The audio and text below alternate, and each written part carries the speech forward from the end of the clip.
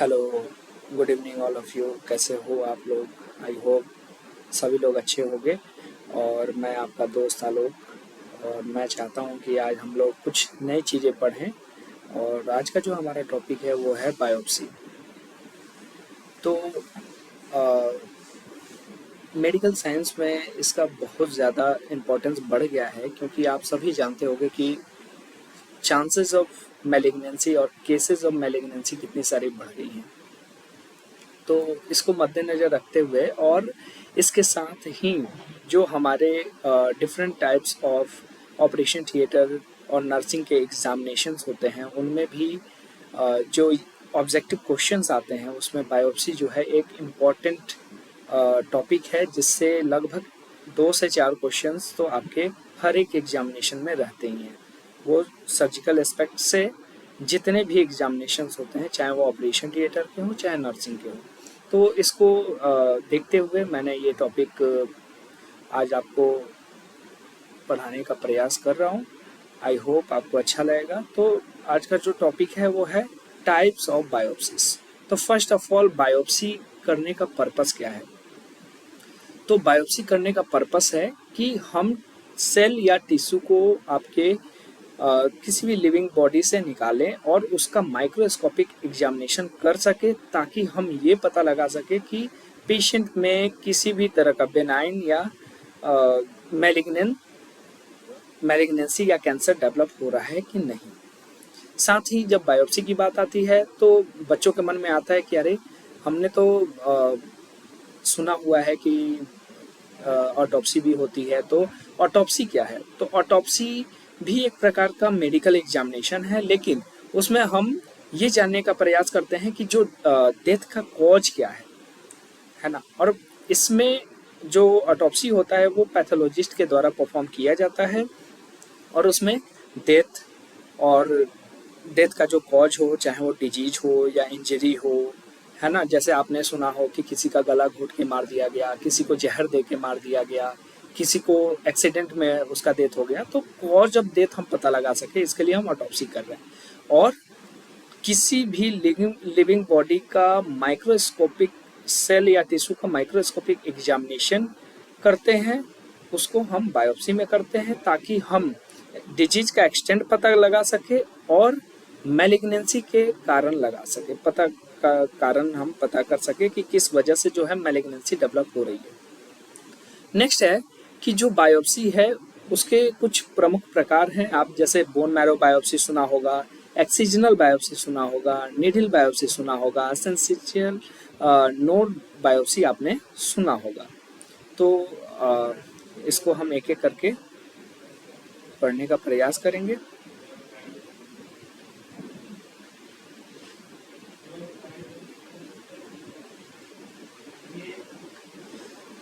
तो classification of biopsy जब हम देखते हैं तो इसमें हम देखते हैं कि ब्रॉडली ये 3 टाइप्स में हम क्लासिफाइड किए हैं।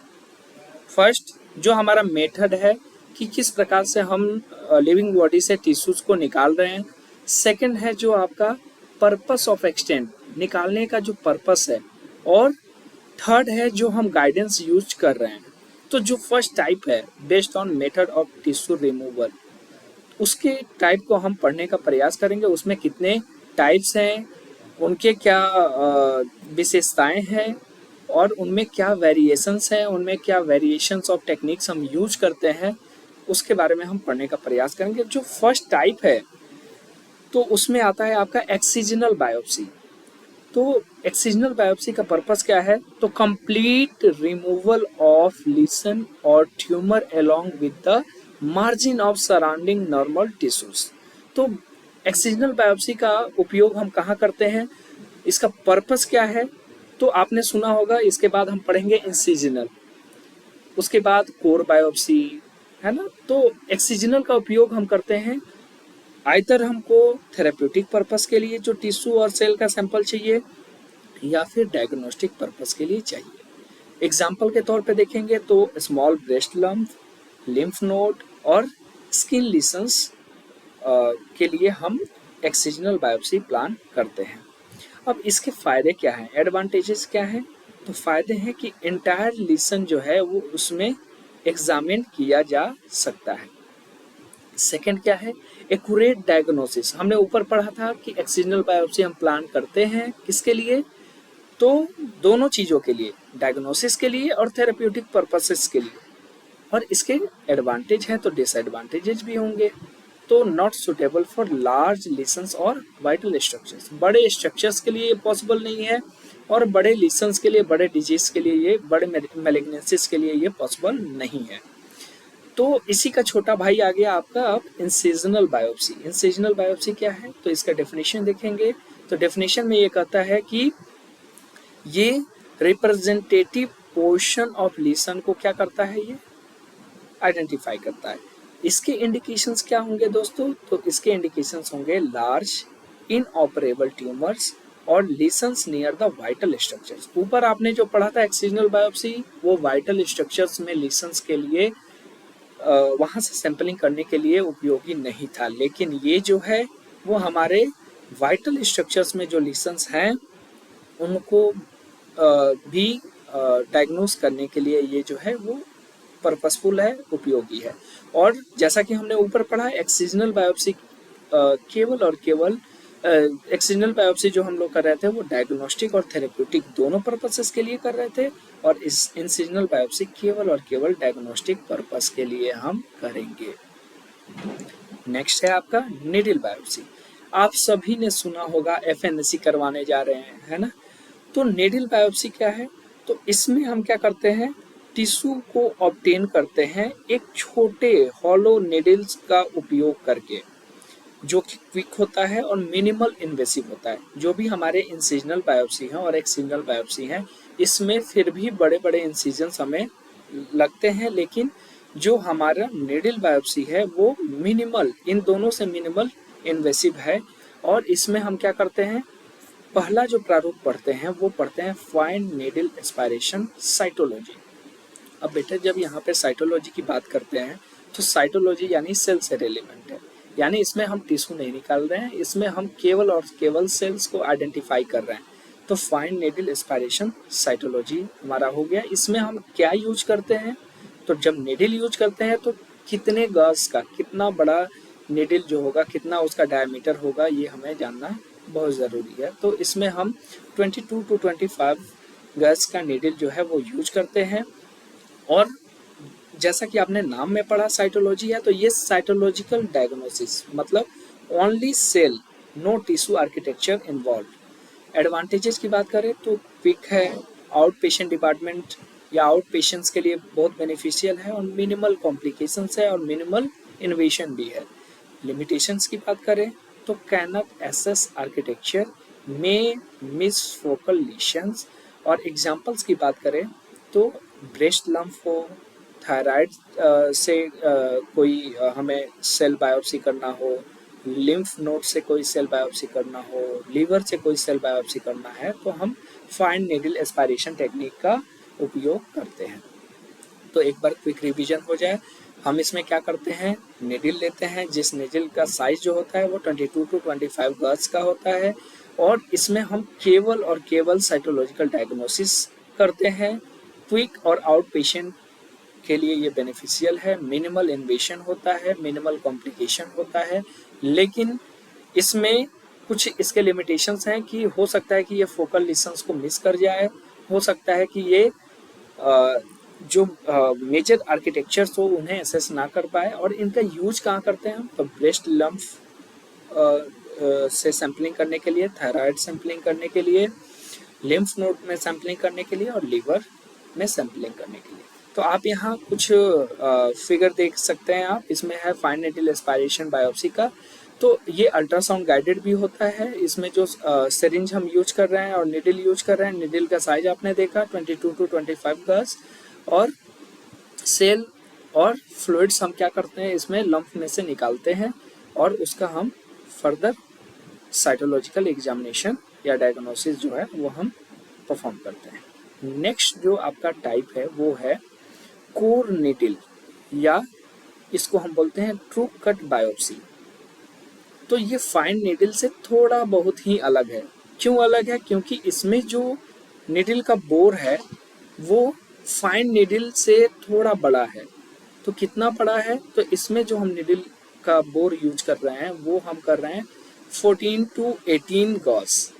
तो दोस्तों जैसा कि आपने इससे पहले कैनुला पढ़ा होगा, तो आप जानते हो कि जितना ही हमारा नंबर बढ़ता जाएगा उतना ही जो उसका डायमीटर होगा नीडल का वो घटता जाएगा। जैसे अगर हम 14 नंबर के कैनोले की बात करें तो उसका जो डायमीटर होगा वो बड़ा होगा विद रिस्पेक्ट टू 24 और 26 नंबर का जो कैनोला होगा। तो इजीली आप इसे समझ पाए होंगे। नेक्स्ट हम बात करते हैं ट्रू कट के बारे में। तो ये प्रोवाइड करता है टिश्यू कोर और प्रिजर्विंग आर्किटेक्चर। तो जो भी सराउंडिंग आर्किटेक्चर है उसे ये प्रिजर्व करता है और हमें टिश्यू के सैंपल्स प्रोवाइड कराता है। ऊपर आपने पढ़ा कि वो केवल सेल के सैंपल्स प्रोवाइड कराता है। एग्जाम्पल, तो इसमें भी हम ब्रेस्ट का एग्जामिनेशन कर सकते हैं, लीवर और प्रोस्टेट और किडनी का एग्जामिनेशन या बायोप्सी हम प्लान कर सकते हैं। एडवांटेजेस क्या हैं इसके, तो हाई डायग्नोस्टिक एक्यूरेसी है इसकी। तो जैसा कि आप एग्जाम्पल के तौर पे यहाँ पे देख रहे हो अपने डायग्राम में कि यहाँ पे हमने 3 तरह के नीडल्स के डायग्राम बना रखे हैं और ये जो नीडल्स हैं वो तीनों अलग अलग हैं। एक है मैनुअल कैप्चर, एक है आपका सेमी ऑटोमेटिक कैप्चर और एक है आपका ऑटोमेटिक कैप्चर। और नीडल का जो साइज है वो आपने देखा गेज में होगा और कॉमन नीडल साइज जो हम यूज करते हैं वो कितना करते हैं 14 टू 18 गेज। और जो नीडल का लेंथ होगा, देखिए गेज का जो हमने उपयोग किया नीडल साइज, गेज में जो देख रहे हैं वो हम नीडल का डायमीटर देख रहे हैं और जो लेंथ की बात कर रहे हैं वो कितना है हमारा 8 टू 15 सेंटीमीटर जो है अप्रोक्सीमेटली उसका लेंथ है। अब आप देख रहे हैं जो कटिंग कैनुला में आउटर कोर बनाया गया और इसमें स्पेसिमेन नोच बनाया गया इसमें। और दूसरे डायग्राम में आप देख रहे हैं कि स्पेसिमेन नोच में क्या है, स्पेसिमेन भी है, यानी सिलेंड्रिकल टिश्यू सैंपल हम इसके थ्रू एक्सट्रैक्ट कर पा रहे हैं। साथ ही जो हमारा नीडल का टिप है, ये 2 तरह के टिप मिल जाते हैं। कैसा, एक बीवेल टिप और दूसरा हमारा मिल जाता है पेंसिल टिप, पेंसिल टिप और बीवेल टिप। नेक्स्ट हम बात करते हैं पंच बायोप्सी। तो पंच बायोप्सी जो हम यूज करते हैं, आपने देखा पंच मशीन है ना, कुछ इसी तरह का होता है इसका। तो use for skin and mucosal Leeson, किसके लिए हम यूज करते हैं, स्किन एंड म्यूकोसल लीसन्स के लिए। इंस्ट्रूमेंट में सर्कुलर पंच ब्लेड हम यूज करते हैं जो कितने साइज का होता है 2 to 6 mm का होता है। तो इसमें आप देख सकते हो स्किन से तो इसमें आप देख सकते हो डायग्राम में कि कैसे हम पंच होल बायोप्सी का उपयोग कर रहे हैं। यहाँ पे हमने पंच किया और ये कुछ हमारा सैंपल जो है वो निकल के बाहर आया, जिसको हम निकाल के और फिर अपना डायग्नोस्टिक पर्पस के लिए हम इसका यूज कर रहे हैं। तो remove cylindrical piece including epidermis, dermis and subcutaneous tissue. तो जब हमारा एपिडर्मिस, डर्मिस और सबक्यूटेनियस टिश्यू इसमें निकाले जा रहे हैं तो हम इजिली ये आइडेंटिफाई कर सकते हैं कि जो स्किन मैलिग्नेंसी सस्पेक्टेड होंगे केस, ऐसे केस जो सस्पेक्टेड होंगे स्किन मैलिग्नेंसी के लिए, तो उनको हम इजीली इसमें क्या कर सकते हैं, डायग्नोस कर सकते हैं। और डर्मेटोलॉजिकल डिसऑर्डर्स के लिए इसमें हम डायग्नोसिस प्लान कर सकते हैं। नेक्स्ट है सेव बायोप्सी। तो सेव बायोप्सी जनरल दोस्तों आप लोग सेव करते हो, तो सेव के जैसा ही इसमें इंस्ट्रूमेंट जो है हम यूज करते हैं और ये यूज किया जाता है राइज्ड स्किन लीसन्स। टेक्निक क्या है, तो superficial slice of lesion using scalpel. हम इसमें स्काल्पेल का यूज कर रहे हैं और जो भी सुपरफिशियल स्किन का हम स्लाइस कट करके और उसको फिर क्या कर रहे हैं, डायग्नोस्टिक पर्पस के लिए प्लान कर रहे हैं। एग्जाम्पल के तौर पे देखेंगे तो benign epidermal lesions like wards और पेपिलोमास। तो ये आपका स्किन सेव बायोप्सी के प्रारूप हो गए। इसमें आप देख रहे हो एक सेविंग ब्लेड का आप यूज कर रहे हो और इसके मदद से आप क्या कर रहे हो, यहाँ से टिश्यूज का सैंपल ले रहे हो, क्रॉस सेक्शन निकाल रहे हो और उसके बाद उसमें फिक्सेटिव और वो सब चीज़ें यूज करके उनको आप फर्दर डायग्नोस्टिक पर्पस के लिए यूज कर पा रहे हो। नेक्स्ट है इंडोस्कोपिक बायोप्सी। दोस्तों इसमें नाम से ही पता चल रहा है कि इसमें हम क्या करेंगे, इंडोस्कोप का यूज करेंगे। तो आप जानते हो इंडोस्कोप भी बहुत टाइप्स के होते हैं, जैसे ब्रोंकोस्कोप, प्रोक्टोस्कोप, सिस्टोस्कोप, क्लोनोस्कोप, है ना। तो यहाँ पे बात करेंगे performed using endoscope from natural orifices, example bronchoscope, gastroscope, colonoscope. Tissue obtain via biopsy forcep. Example की बात करें तो इसमें gastric, chronic mucosa, bronchial lesions, bladder tumour, जिसमें सिस्टोस्कोप का उपयोग करेंगे। ऊपर में आप इंडोस्कोप का उपयोग करोगे, नीचे आप ब्रोंकोस्कोप का उपयोग करोगे जो ब्रोंकियल लीशंस होंगे।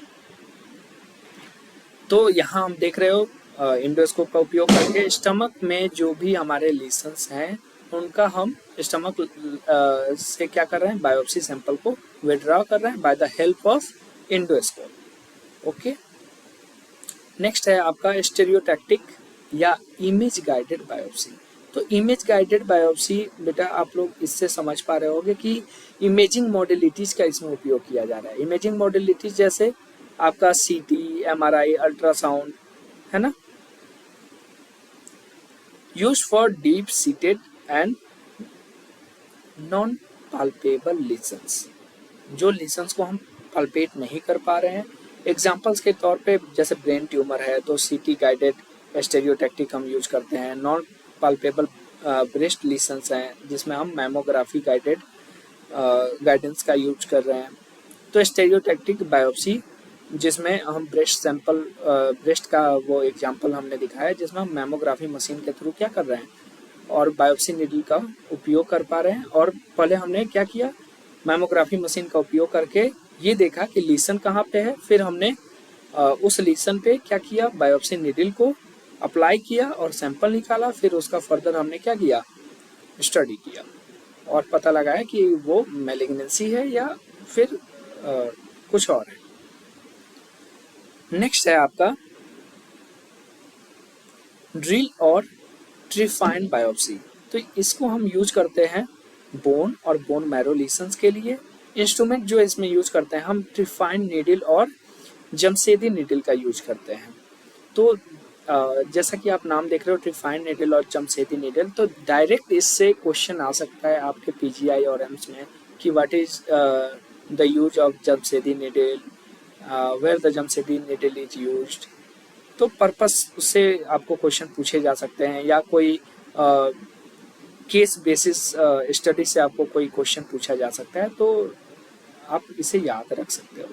एग्जाम्पल के तौर पे बात करें तो बोन मैरो बायोप्सी, ऑस्टियोमाइलाइटिस और बोन ट्यूमर्स। तो आप यहाँ देख रहे हो ये एग्जाम्पल डायग्रामेटिक रिप्रेजेंटेशन आपको क्लियरली वो विजुअलाइज कर पा रहे हैं। कोन बायोप्सी की बात करें तो use for cervix and uterine lesions. तो टेक्निक क्या है, तो conical wedge of cervix excised मतलब बाय नाइफ, लेजर और डायथर्मी लूप और लीप के थ्रू हम क्या करते हैं, इसमें लीशंस को आइडेंटिफाई करते हैं। पर्पस इसका क्या है, तो diagnostic and some time therapeutic in cervical intra epithelial neoplasia. तो ये डायग्रामेटिकल रिप्रेजेंटेशंस आप देख सकते हो। वेज बायोप्सी, वेज बायोप्सी क्या है बच्चों, तो यूज फॉर लंग, लीवर और किडनी। टेक्निक इसमें क्या यूज करते हैं, तो triangular wedge of tissue excise surgically. और एग्जाम्पल्स इसमें देखेंगे तो हम open lung biopsy for diffuse lung disease के लिए हम यूज करते हैं। नेक्स्ट है आपका स्क्रैप या ब्रश या इम्प्रेशन बायोप्सी। डेफिनेशन देखेंगे तो collection of surface cell for cytological examination. आपने ऊपर भी पढ़ा कि साइटोलॉजिकल एग्जामिनेशंस के लिए हम कुछ यूज कर रहे थे, उसको आप कमेंट में हमें बताओगे। एग्जाम्पल्स की बात करें तो इसमें पैप स्मीयर सर्वाइकल के लिए, ब्रोंकियल ब्रश साइटोलॉजी और गैस्ट्रिक लेवस साइटोलॉजी।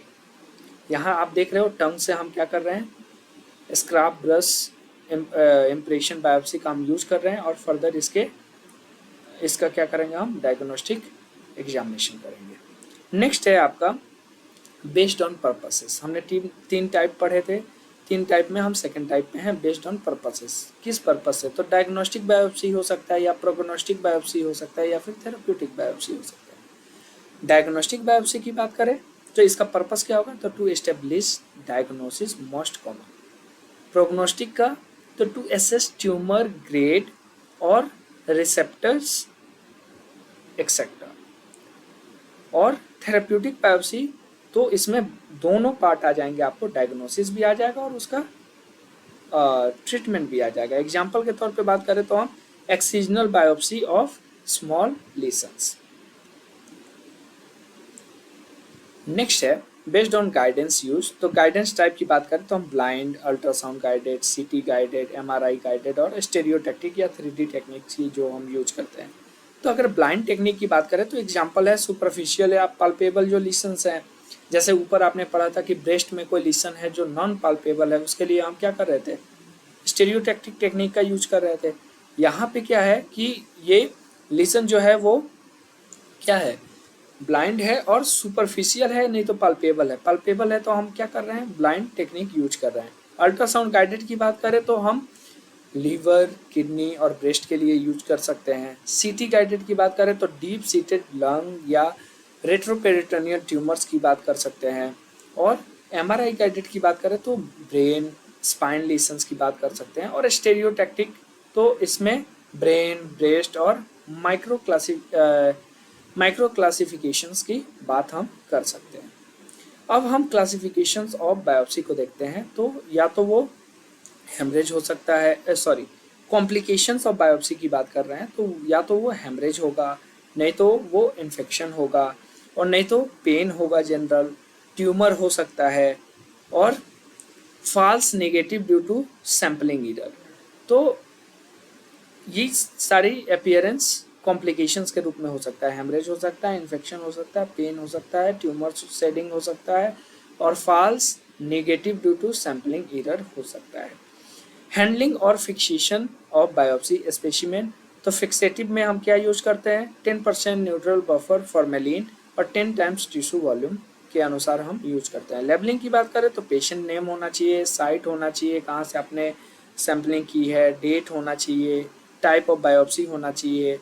ट्रांसपोर्ट में promptly to pathology in leak proof containers.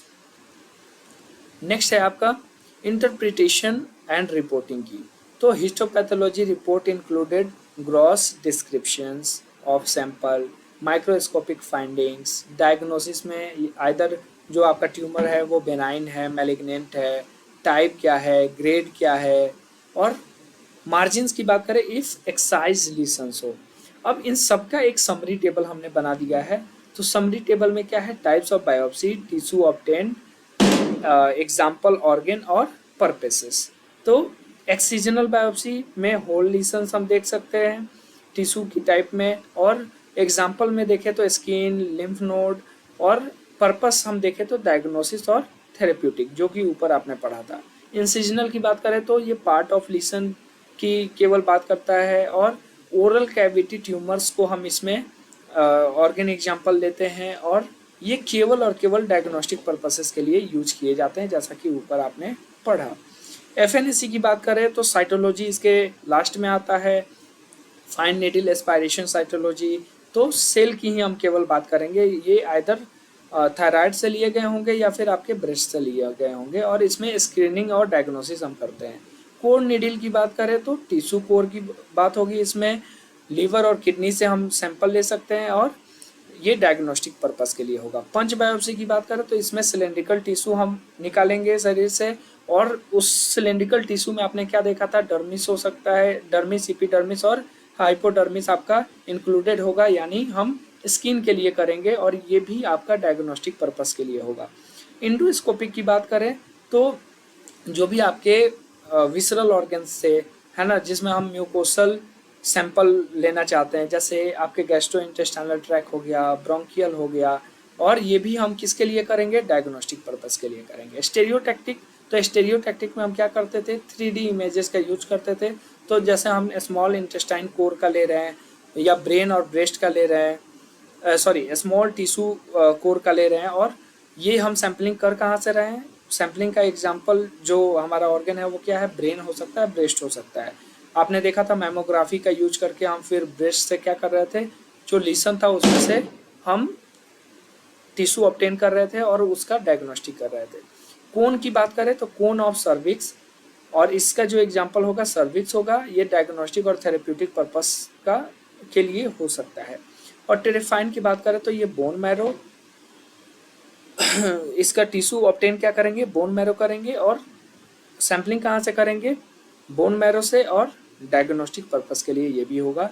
Thank you for today and आप सभी से ये रिक्वेस्ट है कि अगर वीडियो पसंद आया है तो लाइक सब्सक्राइब आप कर दीजिएगा, और आप कमेंट में मुझे बतला सकते हैं कि अगर आपकी कोई नीड है, जैसे आपको कोई चैप्टर कोई टॉपिक नहीं समझ में आ रहा हो, तो आप कमेंट कर सकते हैं कि मैं उस पर आपके लिए लेक्चर ला सकता हूँ।